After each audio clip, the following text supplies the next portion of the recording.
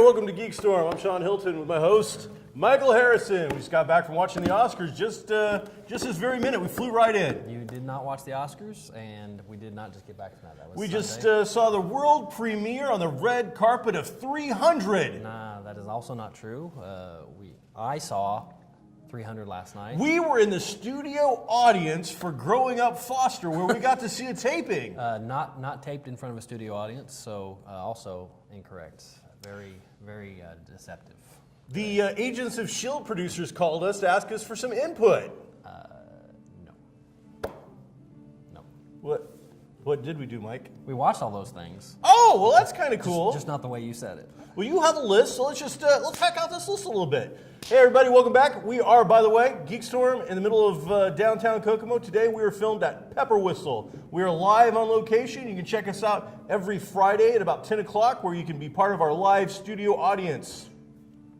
Mike, take it away! I don't think we need a live studio audience. Well, we've got him. It'd be kind of funny to have a live studio audience. We had people like showing up, having some breakfast, the clinking of utensils and stuff. Well, because I'm funny, and he won't laugh because he's behind the camera and doesn't want. But if we had a studio audience, they would laugh at the things that I say. I think would probably happen. They'd be laughing at you, that's for sure. Hey, the first really cool thing that happened this week. Kind of a lost footage. I know you're. You had a baby? I did not have a baby. Oh, that would be cool. That would not be cool at all. Okay, so back in 1982, I was 10 years old. Empire Strikes Back. Apparently, back when Empire Strikes Back was released. In 82. Was right around that I'm era. guessing it may right around 83. that. We're not that geeky. We're geeky. Lucas had commissioned a short film to be made, and it was made to be released along with Empire. He wanted to set a darker tone for the movie. An opening act movie, right? Which, from what I read, and we both read the same report, was kind of a thing back in that time period. Right. I don't remember that. I was going to movies. I remember people talking about cartoons before, yeah. But I don't remember shorts and things like that. I mean, in the 40s and 50s, they had serials, which I watched to this day. He's a big fan of that kind of stuff. Yeah. So I think it's cool. Yeah, it's cool. I'm surprised they don't do that now with the new Star Wars movies. Right. Can you imagine like a little quip into like an indie universe kind of thing before the next Star Wars movie? That would be cool. I don't know, stuff like that. Regardless, it played only in Europe, and then for whatever reason, and I still didn't get a good explanation why, but it was lost. It didn't come over to the States with any of the copies that made it. You should say what it's called. It's called Black Angel. Black Angel. Has nothing to do with Star Wars. It's set in kind of a fantasy universe with a knight that's going to save the princess, that type of thing. And I'm not sure on the length of it. A short is usually 15, Under 20 30 minutes. Yeah. But anyway, it was found. A copy was found. Apparently, the studios that possessed it all either went out of business, went bankrupt, or whatever, and they were all thrown away. That happened a lot when things were on actual film. Things had to be preserved and weren't.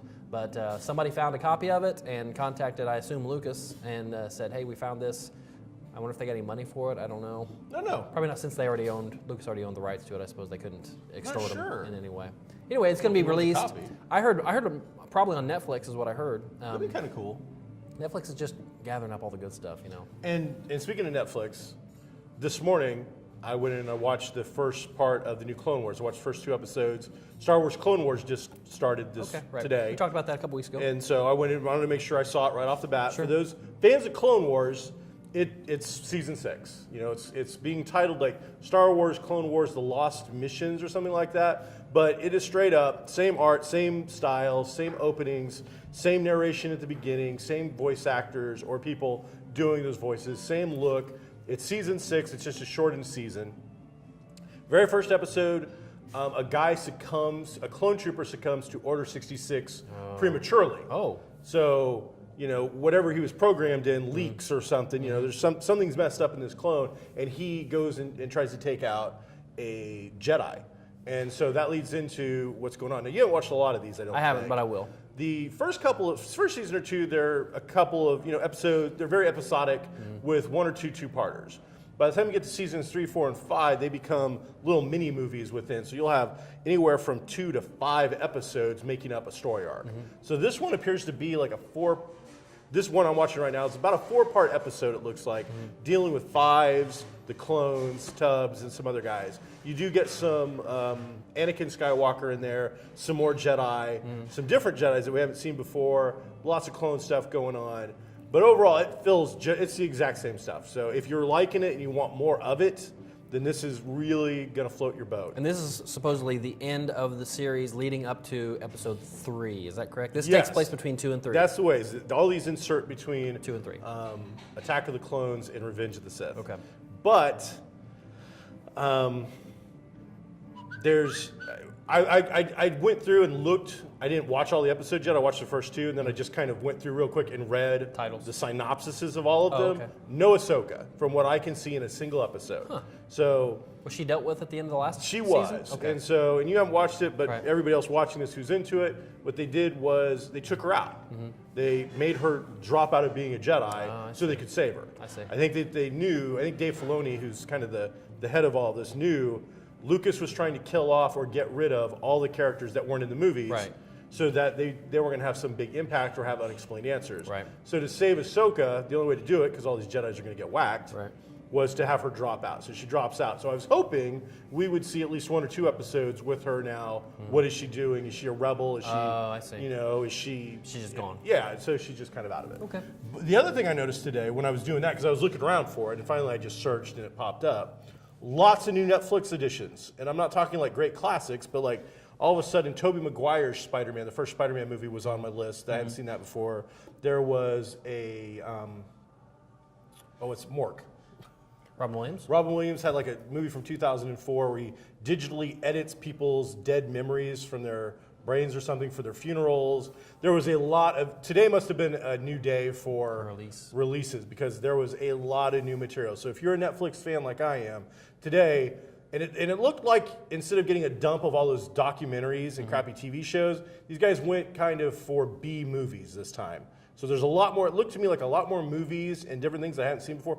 The Night of the Living Dead from like 1990, the remake, that was on there. Wow. So there's a lot of new stuff out there, and it looks like we're kind of seeing this backflow of like Cinemax and HBO kind of, movies that have been around a while. But, at least to us, it'll be fresh, freshen up our Netflix queues.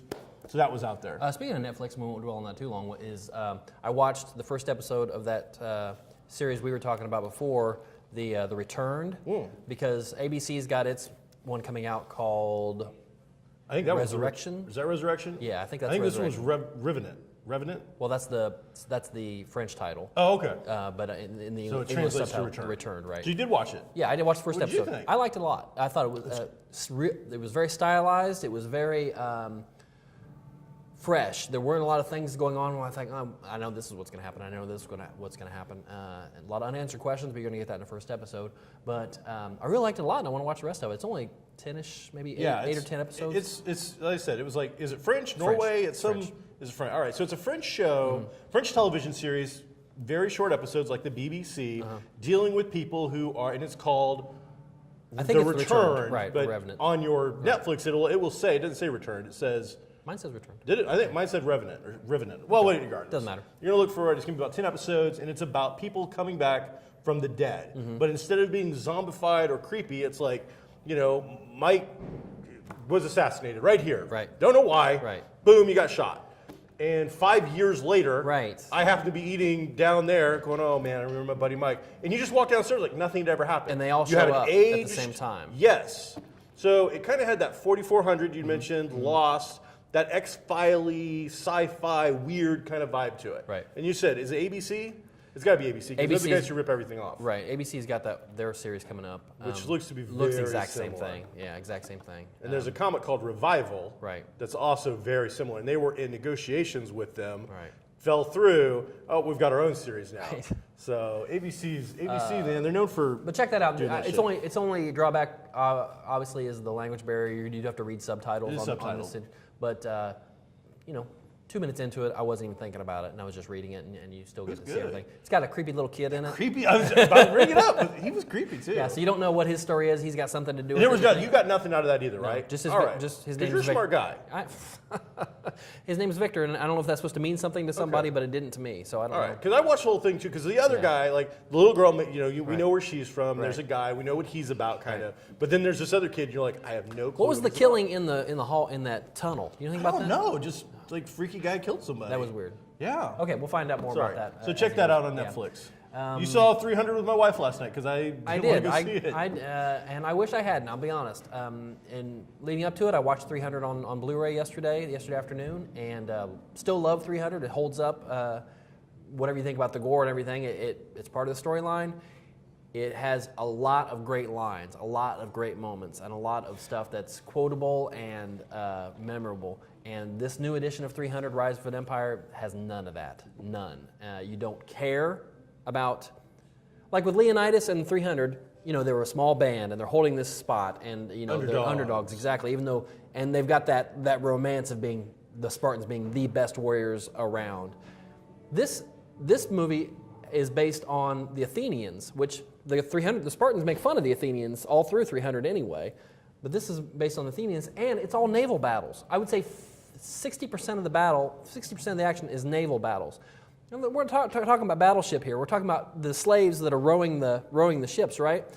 So the maneuverability that they show in these naval battles is impossible. It can't happen. Plus, they're on rough waters. So a lot of times those ships are just trying to stay afloat, let alone be able to get in tight formation, circles of 40 ships in a tight formation, concentric circles, or being able to ram other boats enough to break the boat in half. That doesn't happen. It doesn't happen. It didn't happen. This didn't happen. All right, I know it's a movie, but that kind of lost me. And the only good part about it, I would say, was the main female lead, the main female villain. She would, going back to Star Wars, she would make a great is it Asajj Ventress? Oh yeah. She would make a perfect one in that Love role. Ventress. She'd be great.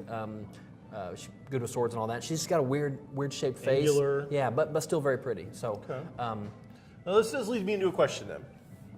Okay, the movie just wasn't good, so don't go see it. Don't go see it. That seemed 300 Rise of an Empire. Don't go see it. I'd made that decision last night. Chris, my wife, wanted to go out, and I just wasn't feeling very good, so she went and checked it out. But I'm like, I'm not that interested.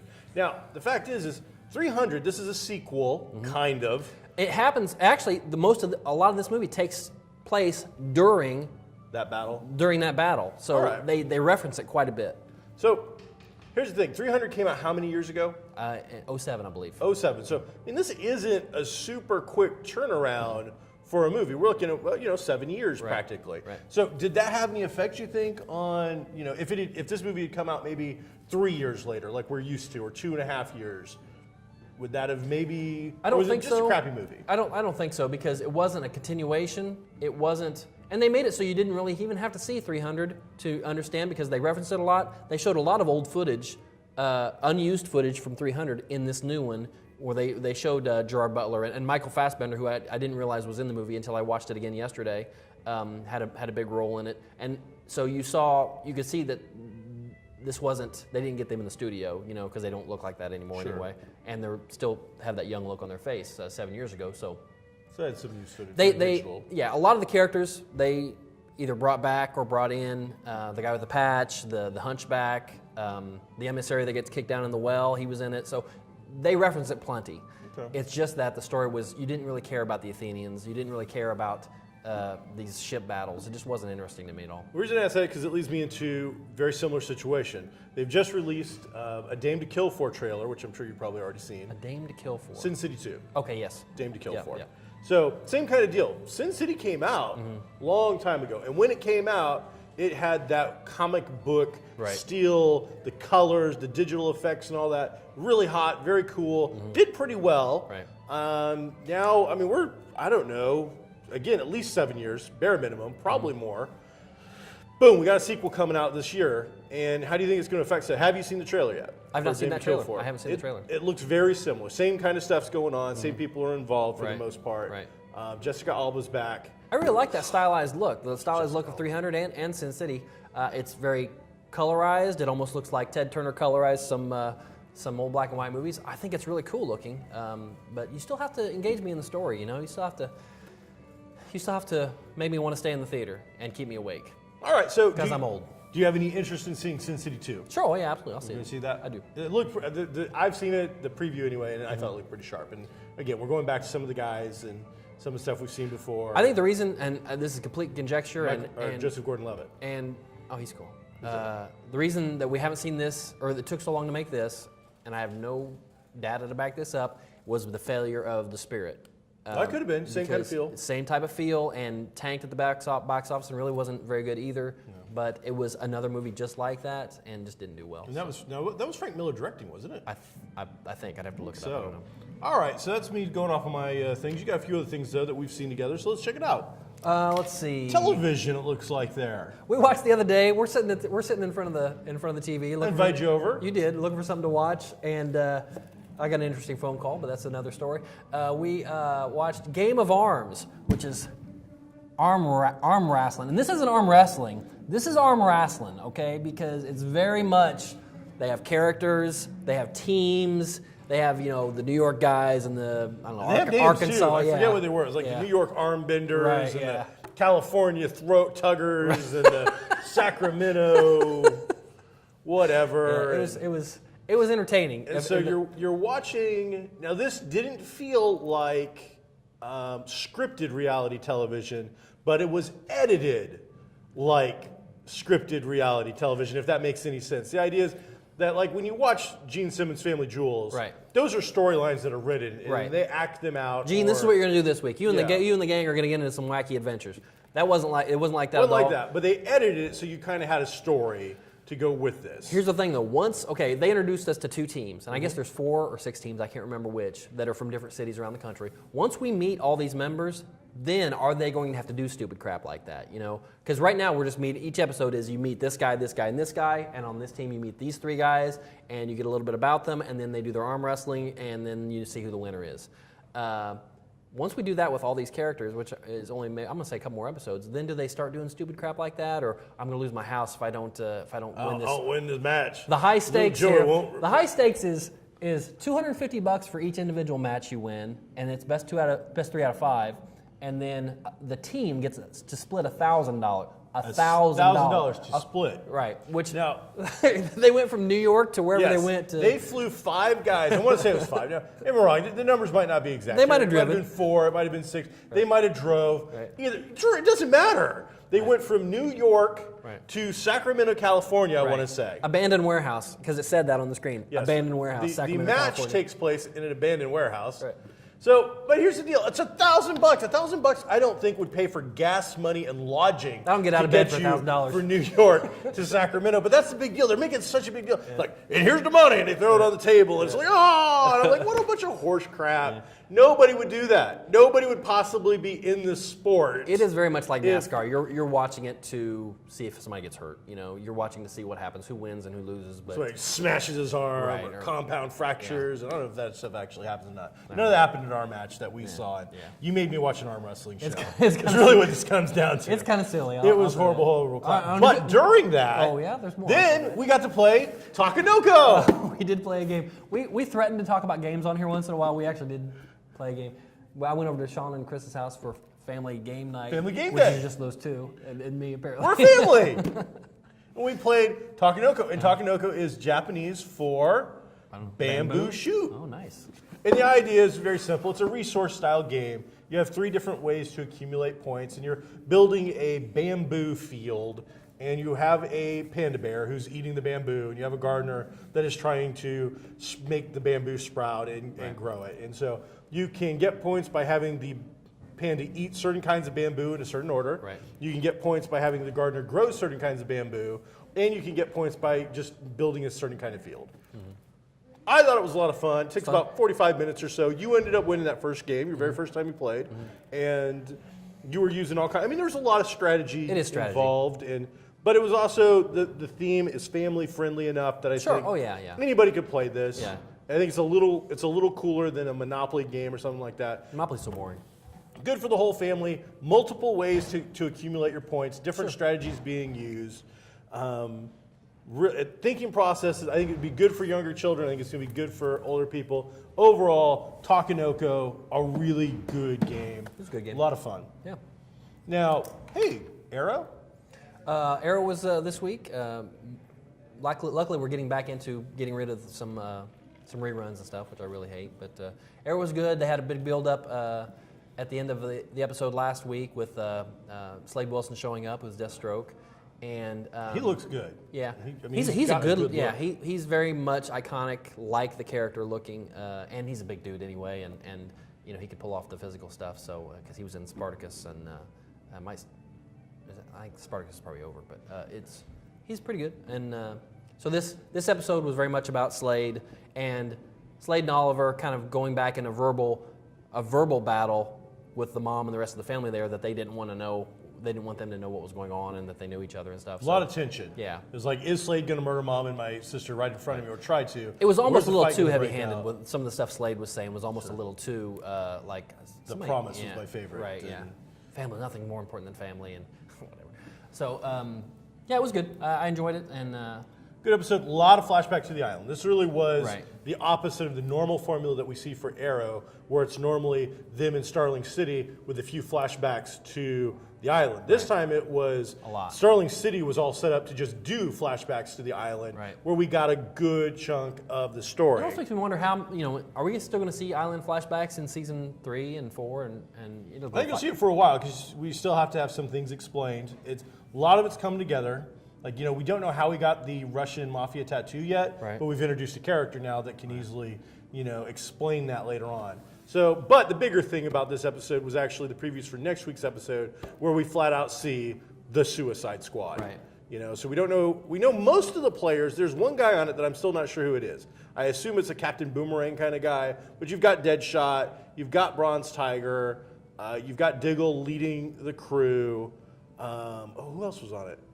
There's a couple other people, but there's a guy, there's a Caucasian fella. Right. And I'm not sure exactly who he is. Maybe he's a character and I just don't remember him from the show, but... I really wish they'd have had, I know this is, and again, this is CW, and we've talked many times about CW being just a model factory as far as finding models that can act, but the Amanda Waller, she's a very good-looking woman.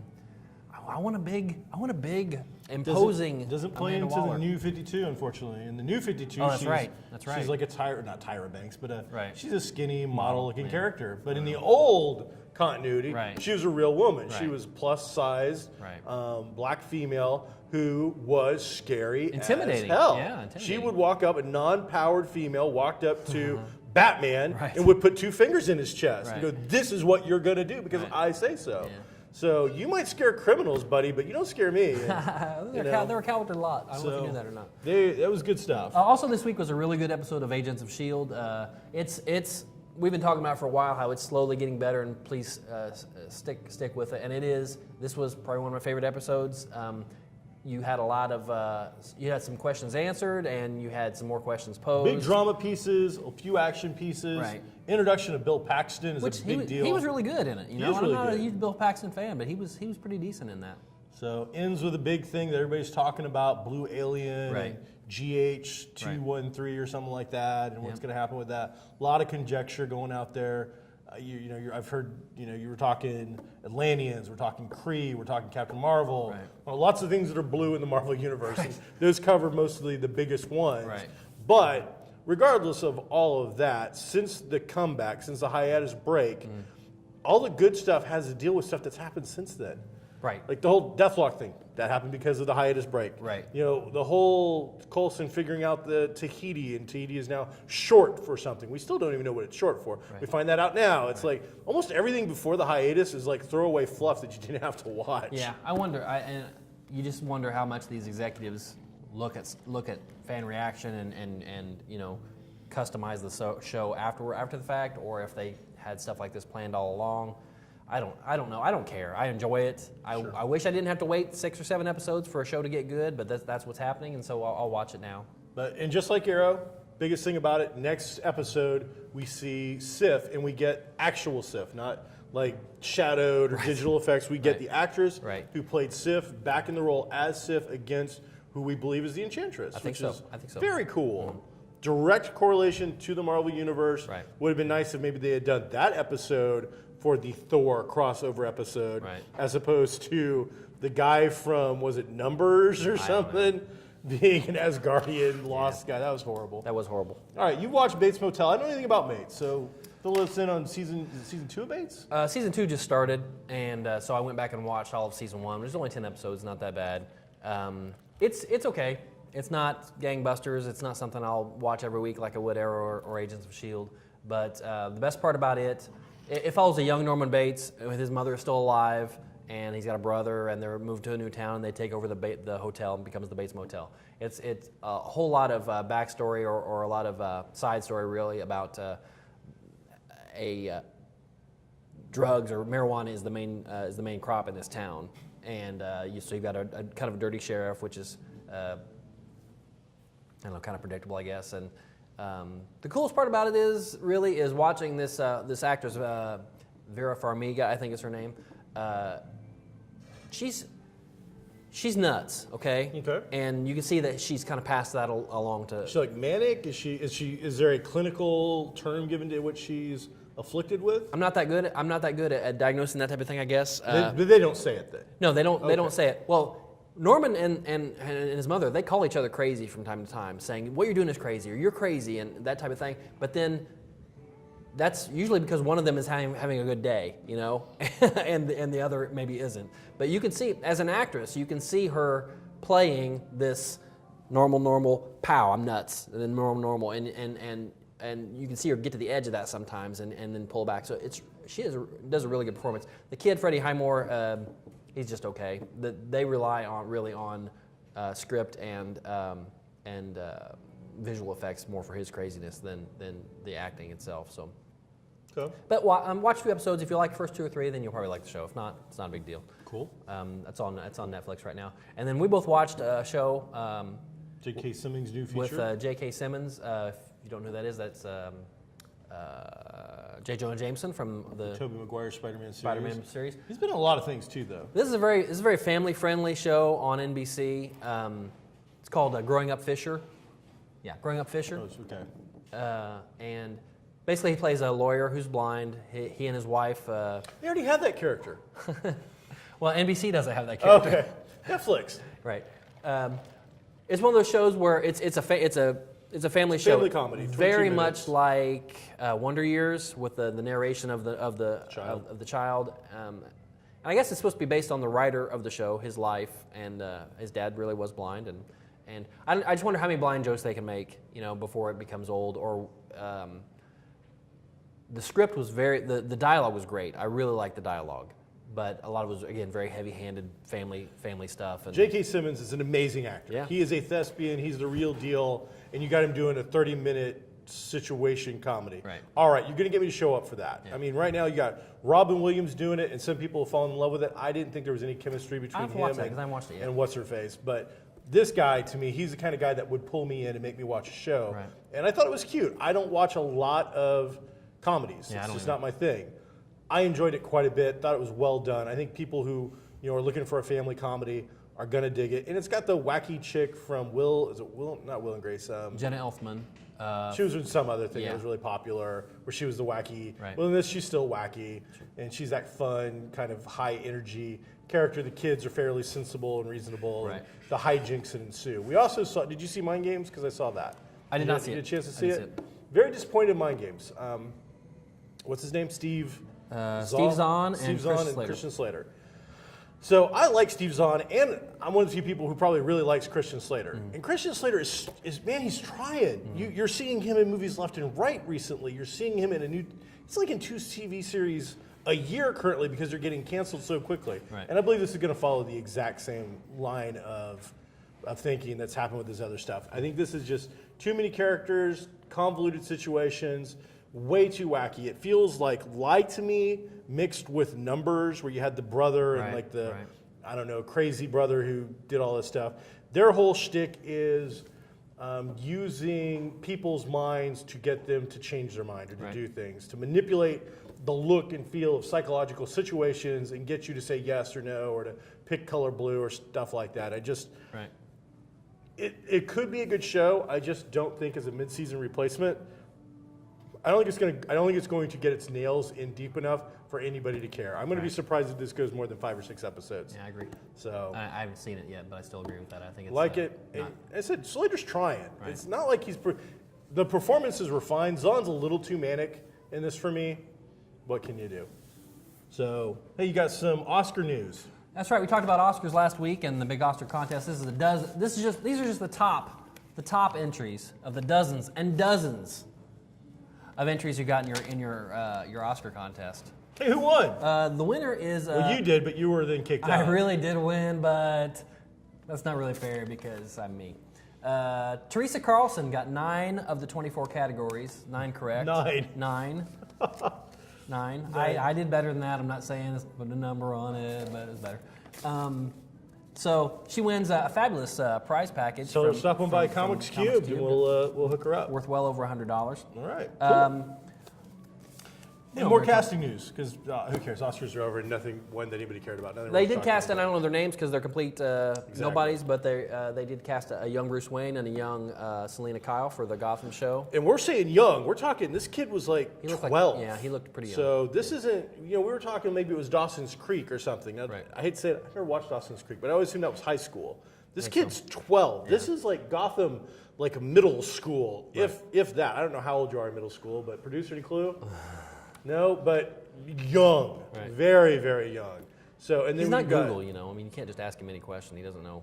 I don't know. Then you got what? Logue as Donald Logue. Bullock. So he's way old. Yeah. I mean, so now at this point, I have no clue what's going on with Gotham. Yeah. I have I don't know. No idea. You got Commissioner Gordon as a rookie, right. So he could be fairly young. He's not going to be near 12. No. So I don't know how they're going to get all these characters interacting, or if Bruce Wayne maybe it's not going to be about him that much. Maybe it really is hopefully going to be about Commissioner Gordon, and we're going to get the show I wanted because 12, I don't know that you're going to get a lot out of him. Yeah, well, him being a kid, and this is just in the real world, him being a kid, there's child labor laws, even for actors. They can only work so many hours a day, So and, I'm thinking we're going to get little bits and pieces of the Wayne family. I wouldn't be surprised if you don't have more Alfred interacting than Bruce, as he protects his interests. They'll save him for moments rather than making a storyline about him. I think they'll save him for say a cool line. Yeah. That you're like, oh, that's. Yeah. All right. Anything else, sir? Before we wrap it up for the day. I think that's it. Oh, hey, coming up. This isn't necessarily Kokomo news, but this next weekend down in the Indy is the Indiana Comic Con. It's the first one of those shows here in Indianapolis. Probably the biggest. I would say the biggest comic show. Specifically comic show that Indianapolis has had. It beats out the Kokomo Con after 4 years of being the biggest comic convention. Well, we'll see. In the state. We'll see who shows up. See how many people show up. It looks big. They have some good guests. If you're a TV and movie fan, a lot of guests from Game of Thrones and some of the X-Men movies and the big guy, the creepy guy from American Horror Stories. Right, he's in it too, and he's going to be he's a Quicksilver in one of the either the X-Men movies or one of them. One of them. He's so. All right, cool. Yeah. Well, we're GeekStorm. We're live at Pepper Whistle, the heart of downtown Kokomo. So again, every Friday at about 10 o'clock, stop on by and you can check us out in the live studio audience. I'm Shawn Hilton. I am still Mike Harrison. And we're out. Be groovy.